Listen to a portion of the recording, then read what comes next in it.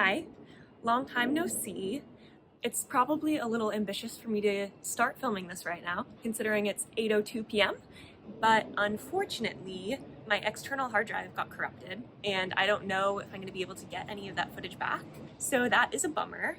I had some things planned, and in my last video, I said my next video, meaning this video, was going to be about Agua Viva by Clarice Lispector, but that doesn't look like it's gonna happen. But I'm in a new location, as you see. I don't know if I've ever posted two videos in the same location, but that's kind of my life right now. I'm at another house sit, which is awesome. Go-Go is somewhere. I just got here today, and she's a very shy cat, so she's been hiding under the blankets all day. But Go-Go likes to come out onto the porch. I've opened up the patio door. I'm also right by a train station, so I occasionally hear the trains come in those breaks. That's what that noise is. But hopefully she'll stick her head out and you'll get a peek of her. Since I don't have any of my footage from the last few months, I thought I would give you a little update on my book situation while in London. I'm leading teen tours this summer, so I will be taking teenagers from the US on trips around Europe for about 6 weeks. So I'm preparing to put all of my stuff that I have in London in storage. I'm going to be leading those tours from early July to mid-August, and then I'm going to New York for 2 weeks. My sister just got engaged, which is really exciting, so I'm gonna go see her. I'm gonna go see all my family in New York, and my partner is gonna come with me, so we're gonna do New York for like a week and a half, and then we're gonna travel maybe to Boston, which is where his parents got engaged, which is cute, and maybe like the coast of Rhode Island, do a little 5-day road trip. I've never been to Rhode Island. He's only been to New York and California, and I think Las Vegas, but anyway, he's from Ireland, and so it'll be exciting for us to go and explore a little bit. But because of that, I do have to put all of my stuff into storage, and I thought I would give you a little update on how my collection has grown since I got here.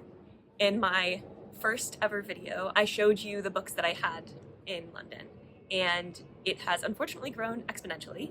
So this will be a little collective book haul of the last few months in London. I try not to buy too many books because I am moving around so much, and I knew I was going to be doing this over the summer and I was going to have to find a place to store my stuff, but it's hard to resist.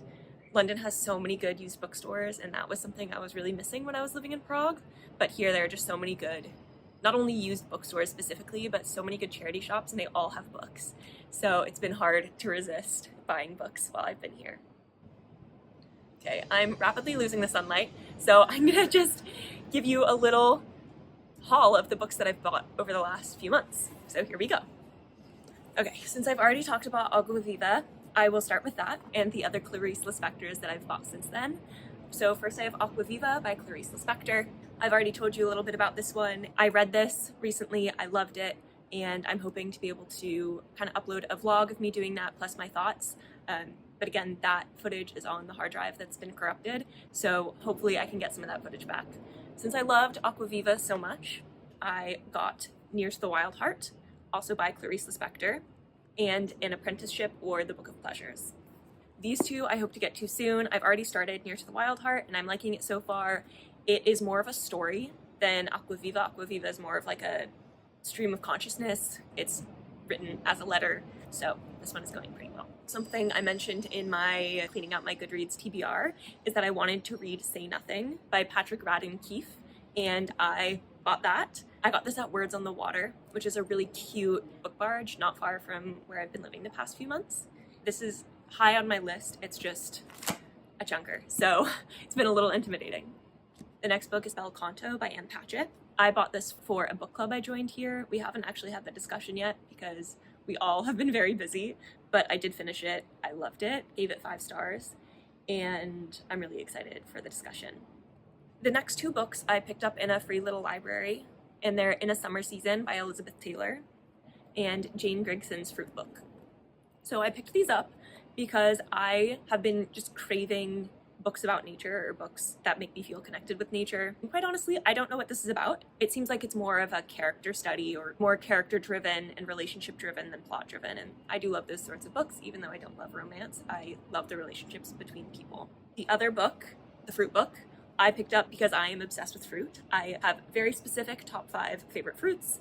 They are nashi pears, persimmons, pineapple guava, also known as feijoa, watermelon and mango. I am very passionate about fruit.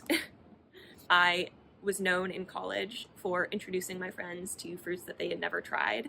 I was so in love with persimmon and pineapple guava, and they grew up near my house in California, and I went to school about an hour and a half away. So my mom, she would ship me these boxes of fruit from my garden, and a lot of people have never tried those before, and so I'd just pass them out around my dorm floor, and people would come knocking at my door being like, hey, do you have any of those funny fruits? Apparently there's another book called The Vegetable Book, which I would like to get my hands on. The next few books I got at an Oxfam used bookstore. So first I got The Understory by Sana Sansuk, and this is another one that I bought because it has a heavy focus on nature. It's a story that focuses a lot on the jungle and nature of Southeast Asia, and it just seemed like an interesting book to pick up. Then I got The Private Lives of Trees by Alejandro Zambra. I'm sure you can sense the theme here. This is a story told over one night, and I love books that are set in either one day or one location. It's one of the niche things that stands out to me in books, and I always pick them up when I see them. Next, I have Madame Bovary by Gustave Flaubert. I bought this because I had to read an excerpt of it for my creative writing class in Australia. I only read a few pages of it, but I really wanted to read the rest of the book. So I've been on the lookout for it at a used bookstore. I have it on Kindle in French, so I'm trying to decide whether to read it in English first or French first, or to kind of tandem read the two. So we'll see. Finally, I got Hench by Natalie Zeno Walshots. I remember hearing about this and being interested in the premise. I believe it's about the secretary of a supervillain or something like that. And it just seemed funny, so when I saw it at Oxfam, I wanted to pick it up. The next one I have is a Daphne du Maurier book. I love Rebecca. It's one of my favorite classics. Or maybe it's a modern classic. I don't know. But I've never read another book by her. But I picked up The Breakthrough by Daphne du Maurier, which is just a little tiny book, so hopefully it won't take me too long to read. Whenever I'm in a reading slump, these are the type of things that I like to read to just get me back in the flow of reading. The next two I bought together because Waterstones was having a buy one, get one free on the Penguin Modern Classics. And I've been really wanting The Unwomanly Face of War by Svetlana Alexievich. I studied war journalism and specifically women in conflict zones. And so this seemed like the perfect thing for me. It tells the stories of Russian women who fought during World War II, which I think is so interesting. And I think this is a really untold story and also something I don't know much about. And I'm always looking for new perspectives on things that I already know about. So the book that I decided to get along with this was The Diary of a Provincial Lady by E.M. Delafield. The synopsis of this kind of reminds me of Jane Austen novels, where it mostly just follows a woman in her daily life and her interactions with other people, maybe has some commentary on society and wealth and class. And it says she spends a lot of time in her garden. So hopefully it will make me feel like I'm in a garden too. I'm losing light quickly, but I only have two left. So first, I have Ace of Spades by Farida Abike Amide. This was very popular on BookTube like 2 or 3 years ago, and I just never got around to reading it. But I've heard it pitched as Get Out meets Gossip Girl.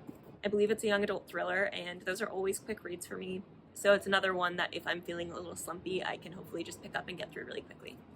And finally, I have Last Night at the Telegraph Club by Melinda Lowe. All I know is that it's a queer story taking place in San Francisco, I believe in the 1950s, and I have spent many years in San Francisco. I grew up just north of the city. When I was in high school, me and my friends would drive there on a weekend, and we'd feel really adult. And then I went to UC Berkeley for my undergrad, which is just across the bay. And again, we would go into the city to go to the aquarium or go out or just kind of have a nice San Francisco day. And then I spent 2 years living and working there after I graduated. So San Francisco has a special place in my heart. I didn't appreciate living there very much when I did live there. I think partially that was because it was during COVID when we were in very, very strict lockdown. But I visited a few times since moving away, and it really is just such a special city. And it's also Pride Month. I'm queer, and I don't feel like I read a lot of queer representation in the books I read. I think partially because a lot of stories that really center queer relationships are romance, which is amazing, but it's just not my genre. But I want to make sure that even if I'm not reading romance, the books that I'm picking up still have representation. So those were all the books that I've acquired since living in London. It's far too many considering I move at least once a year and often to a different country. But unfortunately, I don't think that's something that's going to change about me anytime soon. Also, if there are any of these books you think I should prioritize, let me know. yeah, so thanks for watching, and I'll see you next time.